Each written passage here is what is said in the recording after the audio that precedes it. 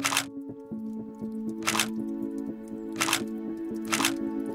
today I brought my Sony 14mm 1.8. It's a GM lens that I don't use enough, but I'm hoping to find some unique shots today that might inspire you to get that wide angle lens out in the forest.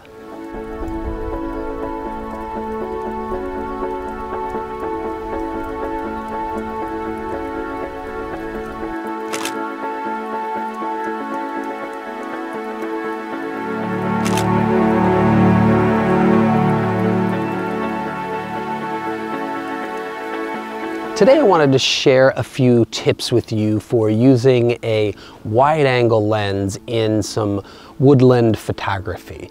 It's not your first go-to lens, I get that, but the conditions I'm hoping are just right for it.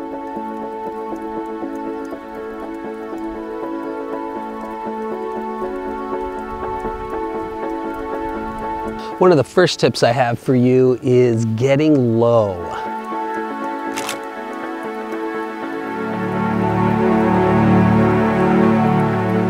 It might get a little busy and a little chaotic in the woodlands, so I'm hoping the fog will kind of create a little bit of negative space there for me.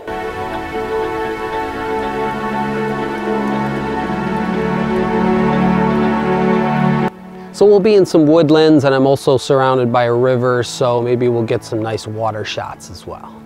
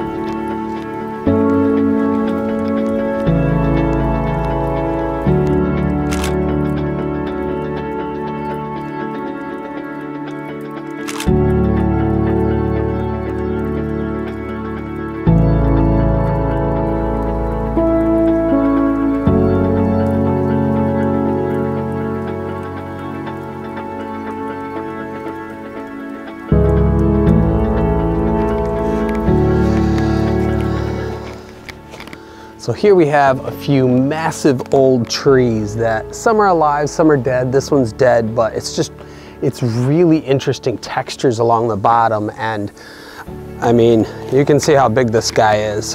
I mean, this is me compared to this thing. So the 14mm comes in really handy here because you can get super close. And that's really the only way to try and get the whole tree in.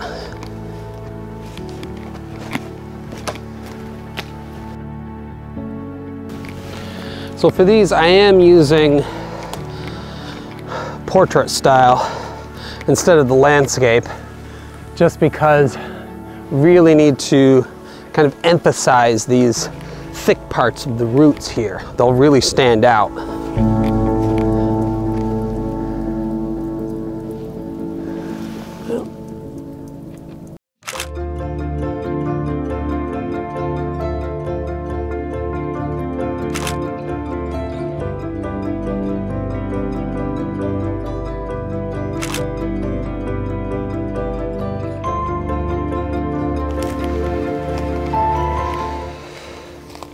So we have a lot of these dogwoods that are giving off a really beautiful red amidst everything else that's brown. So I thought I'd try a little bit of ICM, intentional camera movement. And it's difficult on a wider angle because I think I'm gonna get a lot of the sky in, which I don't really want, but let's try it a little bit.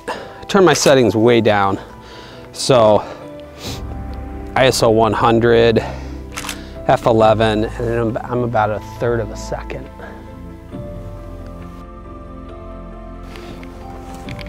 Just playing around in the woods.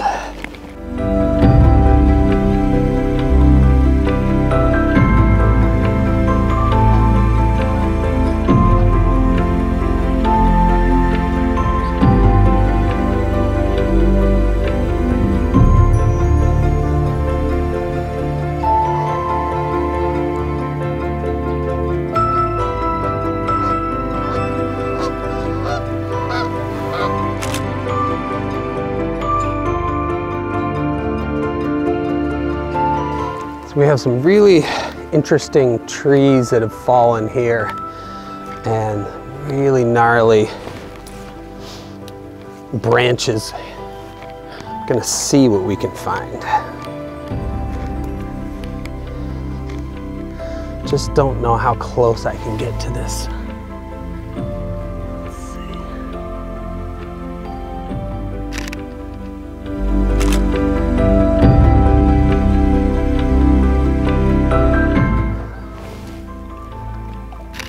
So although I really love this tree, the problem is there is a factory in the background, and that is sort of unpleasant.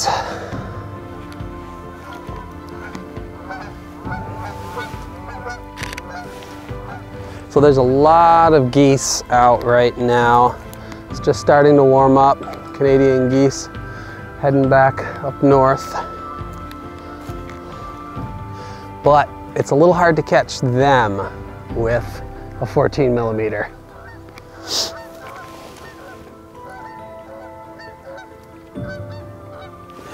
Again, ugly building.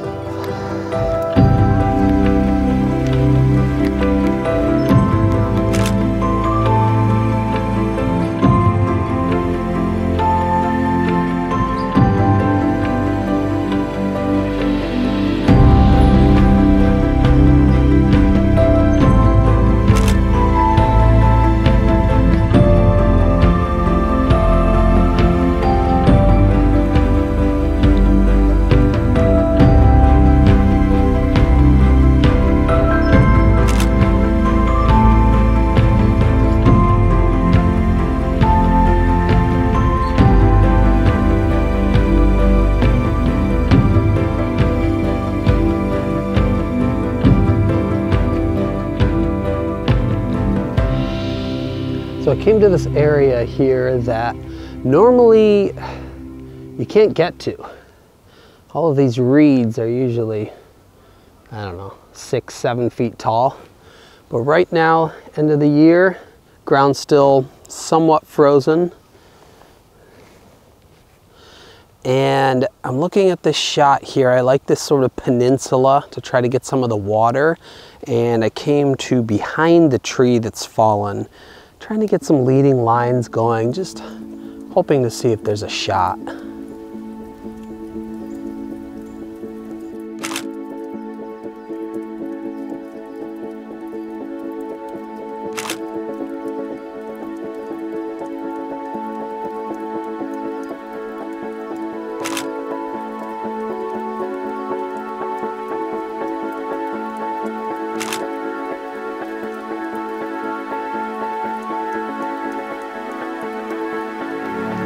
So unfortunately, the fog that I was hoping for in the woods is mostly over the river.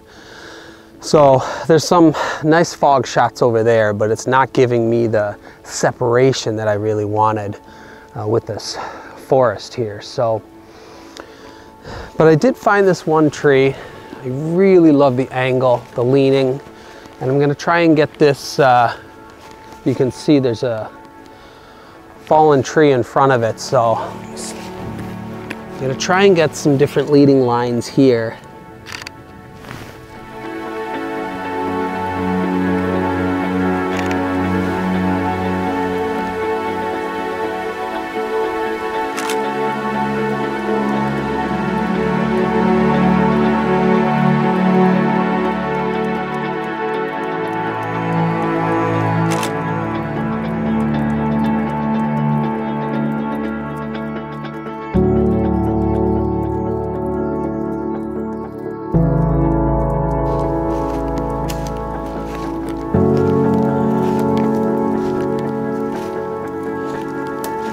Another tip that I have for you is to keep the camera up to your face. Keep using that viewfinder, because your eye is not naturally used to this 14mm or any wide angle shot. So you're seeing everything, and this will still help you focus on finding a particular scene and getting used to this particular focal length. When you start seeing that, then you can envision things, but still there's a little bit of distortion in it that you won't perceive with your eyes.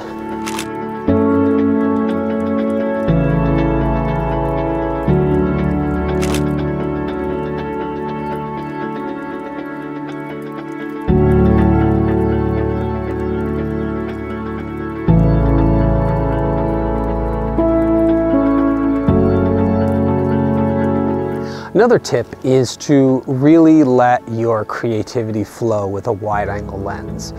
It's going to distort the picture, the scene a little bit, but I mean, with the Sony 14mm, there isn't bad distortion on the corners or anything like that. It's just you're going to stretch and highlight what's in the foreground, as well as what's, depending on your angle of where you have it. But there's a lot of creative shots that you just wouldn't get with a regular or with a telephoto lens, for example.